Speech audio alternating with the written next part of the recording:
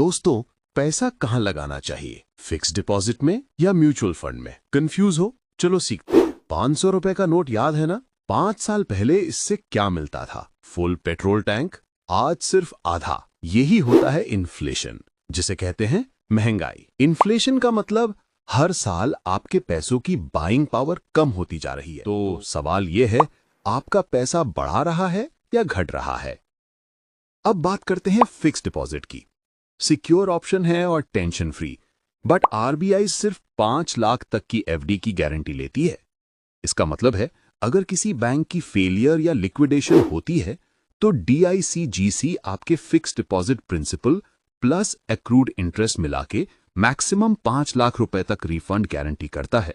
अगर आपका एफडी और इंटरेस्ट का टोटल 5 लाख से ज्यादा है तो उससे ऊपर का अमाउंट कवर्ड नहीं होगा। बैंक से 7% तक इंटरेस्ट मिलता है, पर अगर इन्फ्लेशन भी 5.5% है तो रियल ग्रोथ सिर्फ 1.5% है। मतलब पैसा तो बढ़ता दिख रहा है, पर खरीदने की वैल्यू उतनी ही है। अब आते हैं म्यूचुअल फंड पर। यहां लॉन्ग टर्म में इन्फ्लेशन को बीट करने का चांस होता है।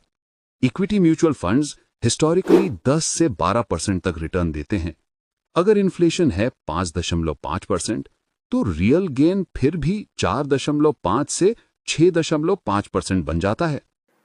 सोचो, रवि ने 1 लाख रुपए एफडी में डाले, 5 साल बाद मिला 1.4 लाख रुपए। नेहा ने वही पैसा म्यूचुअल फंड एसआईपी में इन्वेस्ट किया, मिला 1.6 लाख रुपए। रवि सेफ रहा, नेहा स्मार्ट। पर इसका मतलब ये नहीं कि एफडी बेकार है। एफडी उन सिचुएशंस में बेस्ट है जब तुम्हें शॉर्ट टर्म पैसा चाहिए, जैसे इमरजेंसी फंड या marriage fund with in 5 years. FD देता है सेफ्टी, म्यूचुअल फंड देता है पॉसिबिलिटी, और इन्फ्लेशन देता है वार्निंग कि अगर पैसा नहीं बढ़ाया तो वैल्यू घट जाएगी। स्मार्ट इन्वेस्टर दोनों का बैलेंस रखता है, कुछ एफडी में सेफ्टी के लिए और बाकी म्यूचुअल फंड में लॉन्ग टर्म ग्रोथ के लिए।